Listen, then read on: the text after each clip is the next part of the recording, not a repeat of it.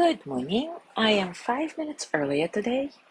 As always, if you're watching in recording, you're welcome to fast forward or stay with us through our hellos. I'm going to check the sound. In recording, the sound seems good.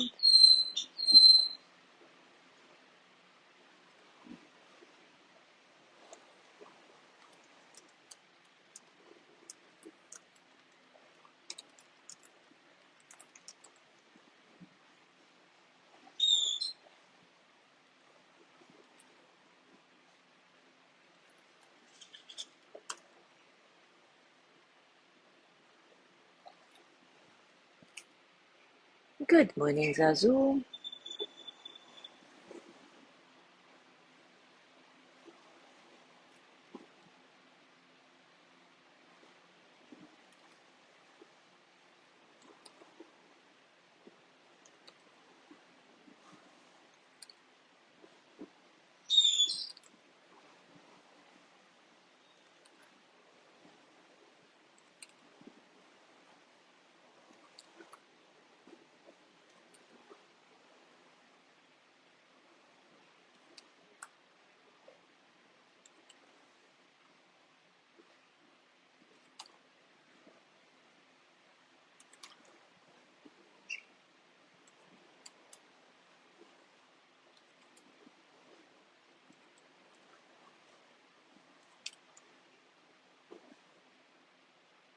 Good morning, Jean. Good morning, Gina.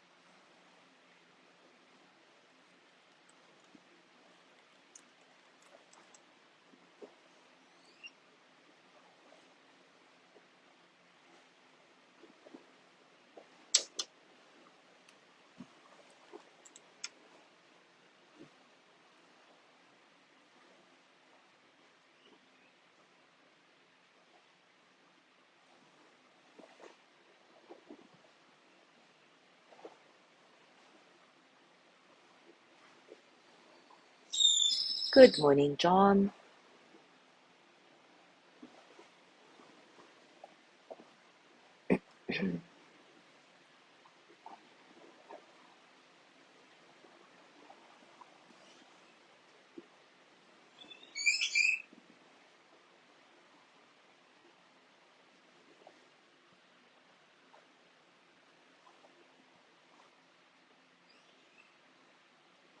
All right, it is time for us to start. We have been talking a lot about the importance of curiosity. What's true about this or that for me? What's really true here? What else is possible? The importance of cultivating what Sharon Salzberg calls the stance of inquiry. And guess what? One of the cornerstones of any healthy, loving relationship is curiosity. Keeping open to the idea that we have much to learn, even about those we have been close to for decades. Who knows what capacities lie dormant in those we hold dear? We have a history together that has set a tone between us, and we've bonded through common interests and shared experiences. We may even say to mutual friends that there is nothing about them that would surprise us. But think for a minute. Do your children, your spouse, your closest friends really know everything about you?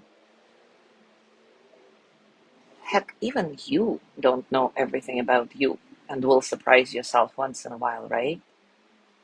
So, of course, people that we think we know inside out can and will surprise us too.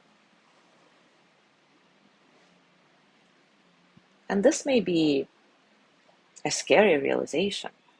You just never know what to expect.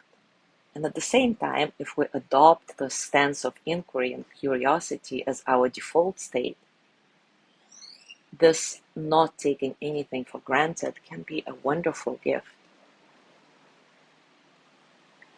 Fritz Perls, the co-founder of Gestalt therapy, says, boredom is lack of attention. Boredom is lack of attention. Our tendency, of course, is to seek out intense experiences in order to feel alive.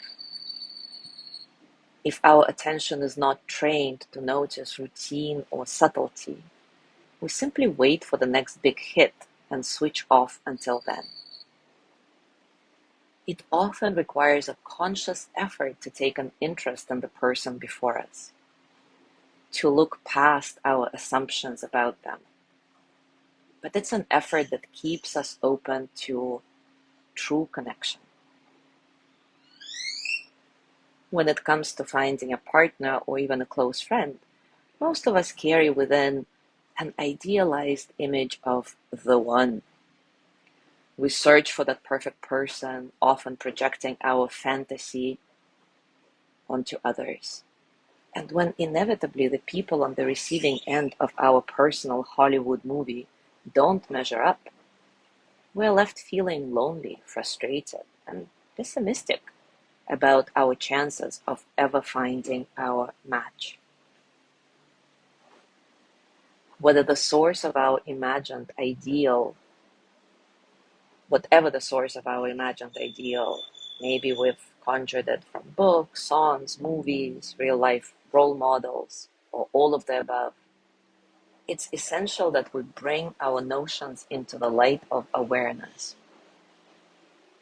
It's only when we start to distinguish reality from fantasy that we can humbly, with eyes wide open, forge loving and sustainable connections with others. When we identify the thoughts that keep us from seeing others as they truly are, instead of hoping they will magically live up to some idealized image we have, we prepare the ground for real love. So today, let's do a practice that is designed to sharpen our attention to the important relationships in our lives and bring to focus all the unconscious assumptions and expectations we may have around these relationships. As always, take a comfortable position and take a few moments to settle.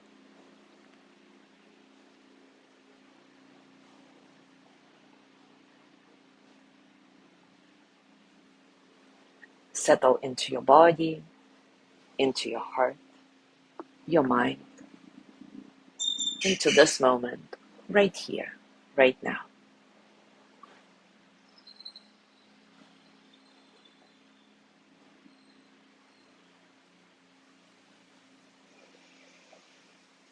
Allow your breath to be as it is, natural, soft. Simply notice how your breath flows through your body and how your body responds to your breath.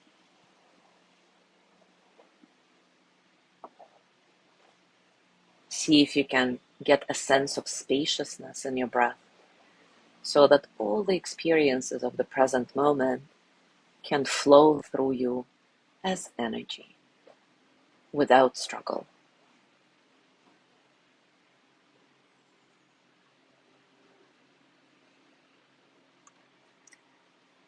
Now bring to mind 3 important people in your life. For the purposes of this practice, I would like you to select a benefactor, somebody who has been of some help to you, a person who symbolizes the power of love for you. That's one. The second person to bring to mind is a friend or family member who is doing really well right now, whose life is more or less easy.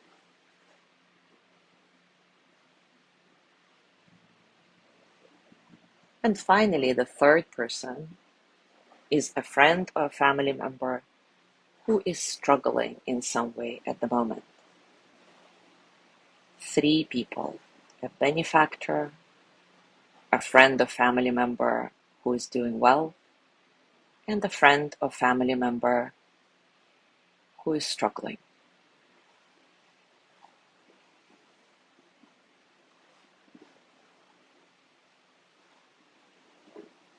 Notice if your intentions, if the energy you bring to these 3 relationships vary depending on who it is you're engaging with.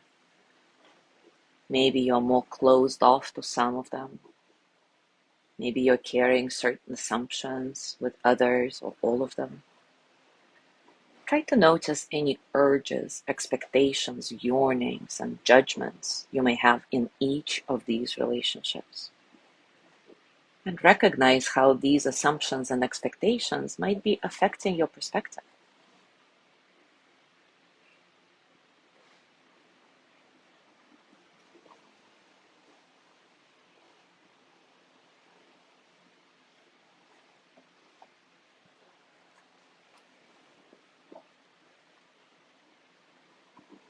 And now we will offer loving kindness to each of these 3 important people in your life.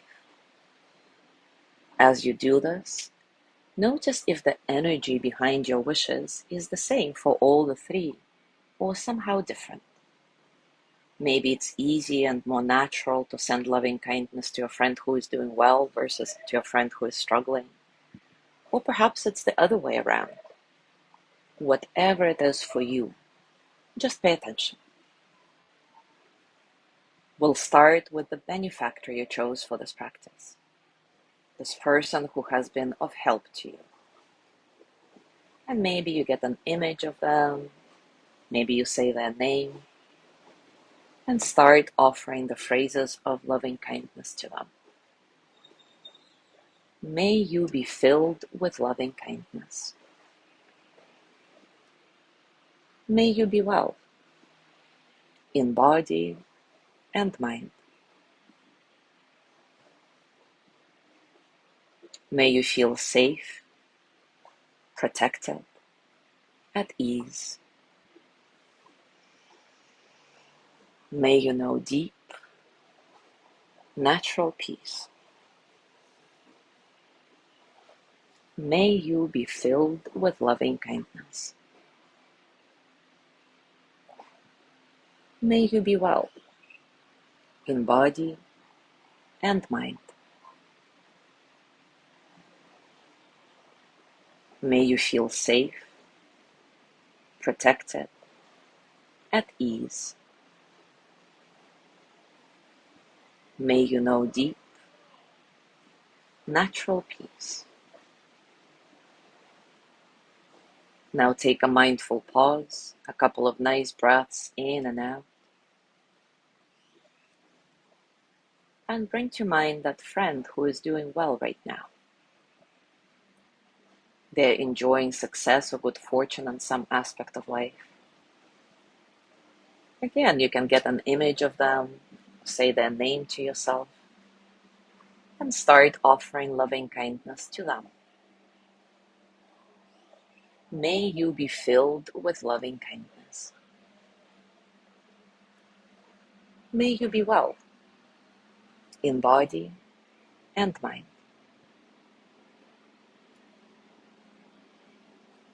May you feel safe, protected, at ease.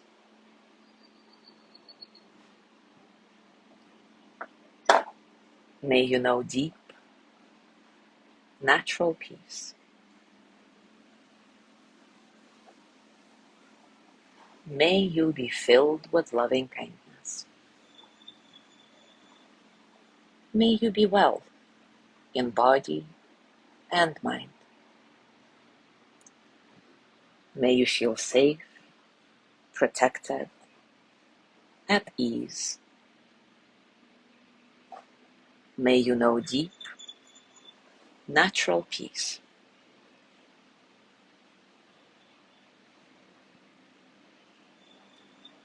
Once again, take a mindful pause, a couple of breaths in and out,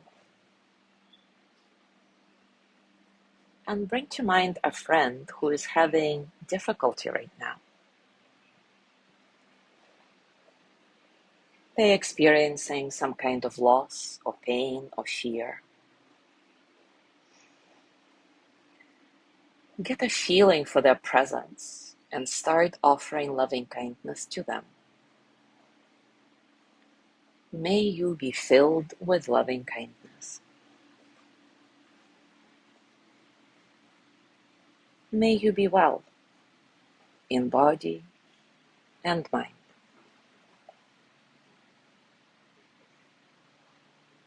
May you feel safe, protected, at ease. May you know deep, natural peace. May you be filled with loving kindness. May you be well in body and mind. May you feel safe, protected, at ease. May you know deep, natural peace.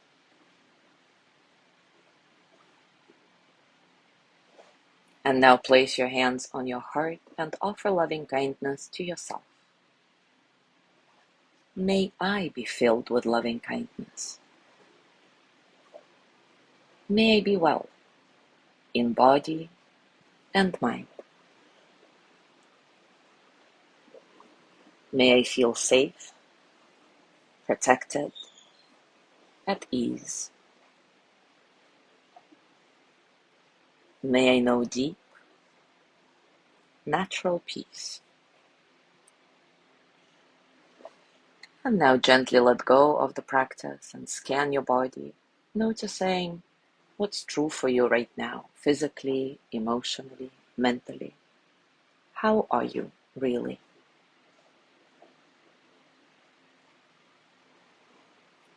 As you go through your day today, I invite you to pay curious attention to your interactions with different important people in your life.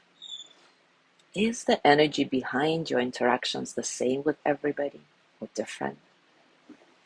Are you the same or different with each of these people? Are there any assumptions and expectations you haven't noticed before? Can you allow yourself to be really curious and learn something new about each of these people? How would you go about it? As always, enjoy your discoveries. Thank you so much for being here today. Have a gorgeous day, and I will see you tomorrow.